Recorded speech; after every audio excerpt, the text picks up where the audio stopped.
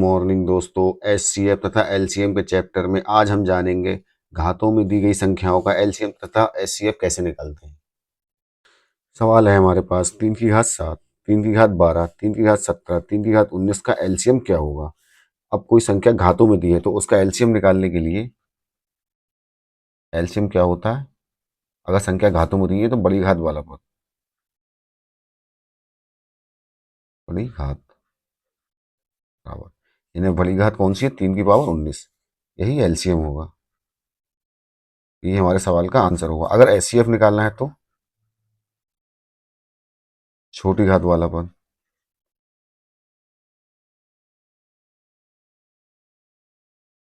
छोटी घात कितनी, 3 की पावर 7, ये एचसीएफ होगा। लेकिन हमसे सवाल में एलसीएम पूछा है तो इनका एलसीएम कितना होगा, 3 की घात 19, ऑप्शन सी, ये हमारे सवाल का आंसर होगा। अगर घातों में संख्या दी है तो उनका एलसीएम बड़ी घात वाला पद और उनका एचसीएफ छोटी घात वाला पद। अगला सवाल है हमारे पास, 2 की घात 2 तथा 3 की घात 3 का एलसीएम क्या होगा। 2 की घात 2 तथा 3 की घात 3 का एलसीएम क्या होगा, तो एलसीएम क्या होता है, बड़ी घात वाला पद। तो 2 की घात 2 में बड़ी घात वाला पद है 2 की घात 2, और 3 की घात 3 में 3 की घात 3। 2 की घात 2 का मतलब 4, 3 की घात 3 का मतलब 27, 27 चौक 108, यही हमारे सवाल का आंसर होगा, ऑप्शन नंबर सी। अगला सवाल है हमारे पास, 3 की घात 8, 3 की घात 10, 3 की घात 14 का एचसीएफ होगा। ऑप्शन है ए, बी ऑप्शन है 3 की पावर 8, सी ऑप्शन है 3 की पावर 10, डी ऑप्शन है 3 की पावर 14। हमने आपको बताया एचसीएफ क्या होता है घातों वाले पद में, सबसे छोटी घात। तो सबसे छोटी घात कितनी है, 3 की घात 8, यही हमारे सवाल का आंसर होगा, ऑप्शन नंबर बी, 3 की घात 8।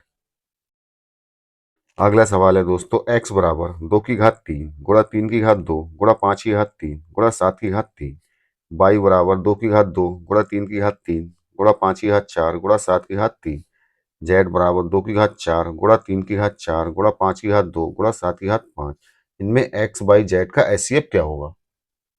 एचसीएफ बराबर, एचसीएफ निकालने के लिए जैसे देखेंगे 2 की घात 3, 2 की घात 2 और 2 की घात 4, इनमें सबसे छोटी घात वाला पद है 2 की घात 2, 2 की घात 2 गुणा, अब 3 में देखेंगे 3 की घात 2, 3 की घात 3 और 3 की घात 4 में सबसे छोटी घात वाला पद है 3 की घात 2 गुणा 5 की घात 3, 5 की घात 4, 5 की घात 2 में सबसे छोटी घात वाला पद है 5 की घात 2।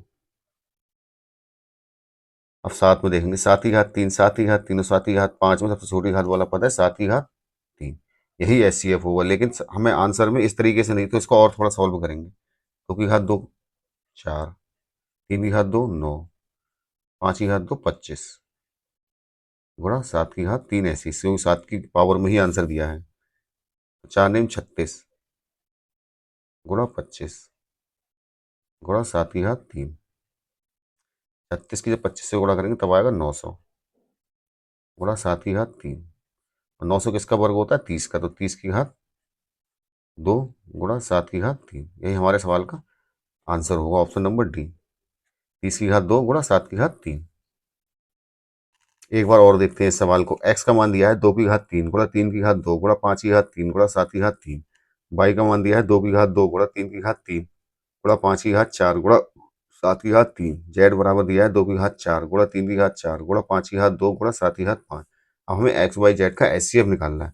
तो एचसीएफ निकालने के लिए 2 की घात 3 और 2 की घात 2 और 2 की घात 4 में जो छोटा पद है 2 की घात 2 बोलेंगे गुणा, ऐसे ही 3 में 3 की घात 2, 3 की घात 3, 3 की घात 4, अब इसमें 3 की घात 2 लेंगे, 5 की घात 3, 5 की घात 4, 5 की घात 2, इनमें छोटा पद है 5 की घात 2 तो बोलेंगे 7 की घात 3, 7 की घात 3, 7 की घात 5, अब उसके 7 की घात 3 छोटा पद है तो बोलेंगे 7 की घात 3, और अब इसको सॉल्व करेंगे। 4 की घात 2, 2 की घात 2 का मतलब 4, 3 की घात 2 का मतलब 9, 5 की घात 2 का मतलब 25 गुणा 7 की पावर 3, ऐसे ही छोड़ देंगे, तो 4 नेम 36 गुणा 25 गुणा 7 की घात 3, 36 की जब 25 से गुणा करेंगे तो 900 गुणा 7 की पावर 3, 900 किसका वर्ग होता है, 30 का वर्ग गुणा 7 की घात 3, यही हमारे सवाल का आंसर होगा, 30 की घात 2 गुणा 7 की पावर 3।